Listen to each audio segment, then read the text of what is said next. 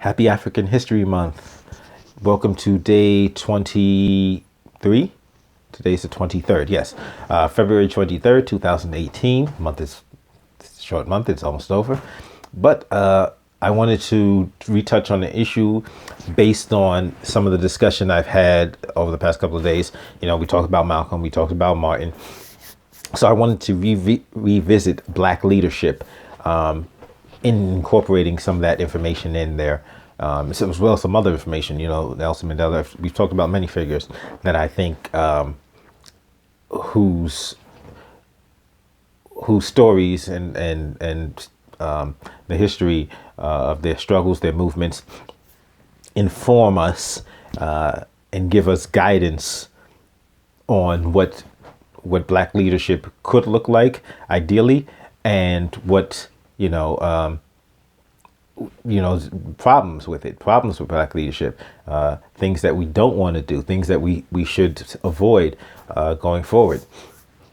So first and foremost, I would say one of the key things I think to avoid is Black gods, in terms of looking at an individual as this, putting this person on the pedestal, deifying them, and to the point where we're putting all of our hopes and dreams for success, for advancement, for equality, for justice in one person, because we're men and women, we're humans, we're human beings. We make mistakes, we fall short. And I've talked about individuals who, we've seen flaws in them. And deifying an individual makes us oblivious to their flaws and hurts the movement, because an individual can have flaws that can actually be a potential hindrance to the movement, be a potential, mode of exploitation by outsiders, by individuals that wish to derail our success. And if we have these people on the pedestal, we'll be oblivious to them. We'll ignore these flaws, and we'll just blindly follow. We've seen in discussion of Malcolm X, if you take a look at why he died, why he was killed. Ultimately, the government's hands were all in the pot. But I believe that they managed to exploit strife between Malcolm X and Elijah Muhammad to get that done. And that's one of the keys, that's one of the things to notice: ego.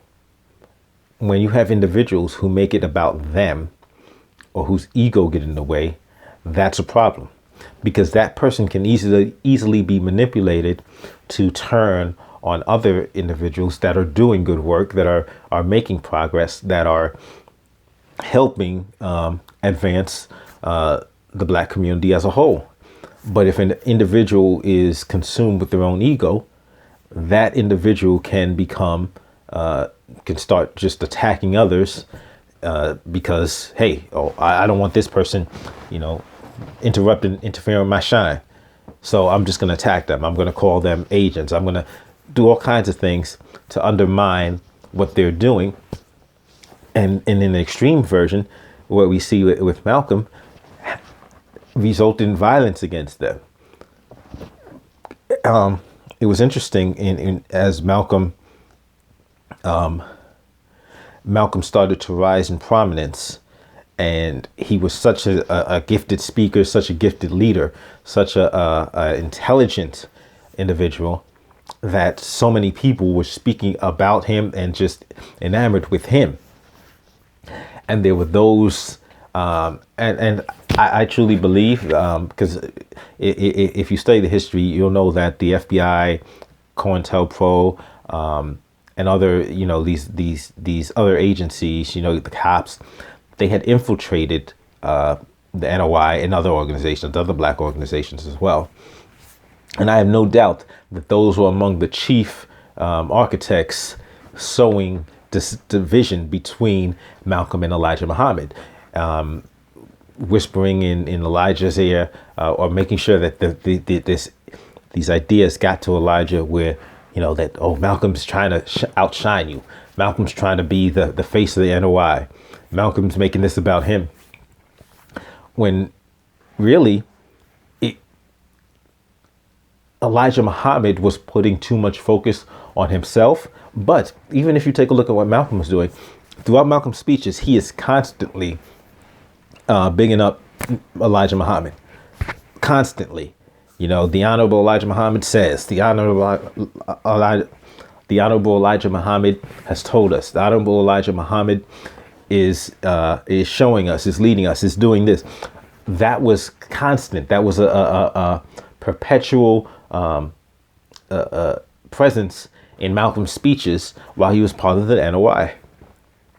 But these voices allowed, they saw an area to infiltrate and to create division, and they preyed on ego. So that is why, they were able to exploit the division between Malcolm and Elijah Muhammad. And Malcolm's side, one of the things that led him to leave is because he also deified Elijah Muhammad. Now, maybe that was in part because of the image the Honorable Elijah Muhammad wanted to put in front of him, but it was to his detriment. Here's why. There's the story of how disillusioned Malcolm became when he found out that Elijah Muhammad had fathered daughters, children with these young women that were, working for him, these secretaries, and, out of wedlock. And the reason why this was such an issue is because in the NOI, premarital and extramarital sex was forbidden. This was grounds for being dismissed from the religion.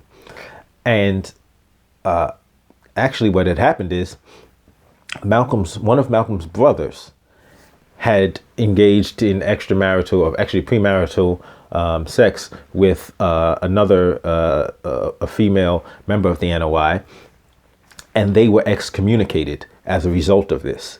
They were kicked out and they were to be shunned. Malcolm complied with this excommunication of his brother. Malcolm stopped socializing with his brother based on this rule that, this was a sin, and this was grounds for being expelled from the religion. So that weighed so heavy upon his mind once he found out that this man that he had put upon this pedestal himself had been engaging in this behavior. And that, I think, was one of the greatest things that was one of the things that pushed Malcolm so far away, because he had put so much faith in a man, and that's dangerous. We should not be putting so much faith in individuals. We are all human. We all make mistakes. So even if there is a person in the Black community who is a gifted speaker, an amazing visionary, we have to remember they are a person, they are a human being, and they can fall. They are fallible. They can make mistakes. And we have to be willing to accept this once we see certain traits, once we see mistakes being made, and be strong enough to say, okay, that this person may not be the person best suited to move forward with it, but we can still acknowledge the work that has been done and build upon it going forward. And not just, getting into this mindset of, okay, if you have one group over here that has put this individual on a pedestal, and another group over there that's put another individual on a pedestal. Now, if these individuals have a personal falling out, we cannot get caught up into such tribalism where, okay, now it's war between two separate factions, and ignore the fact that in order to truly achieve some type of success and progress, we need to remain united and unified. Even if there's personal differences, those personal differences got nothing to do with the bigger goals and the bigger movement ahead. And it's if you take a look at the Mau Mau uprising, that was just a clear and present example of, of these outside forces using this divide and rule strategy to create dissension, to create division, so that they can remain and retain power, remain in power and retain power. And these are things that, if we study history, if we pay attention to history, these are lessons that we can take from that and say, okay, this is what we can't allow to happen. This is what we have to learn from. This is mistakes we've made in the past. We can't keep making the same mistakes over and over again and expect to undo so much of the harm that has befallen us. And even Malcolm and Martin, even though I just discussed their philosophies, I don't want to pit them together as men, pit them against each other as men, because at one point they did have an adversarial relationship, but it was really exciting to see them start respecting each other and working together where they had common areas. So as I take it as in terms of my politics, I support the Black community. I want to uplift the Black community. I want to help heal the Black community.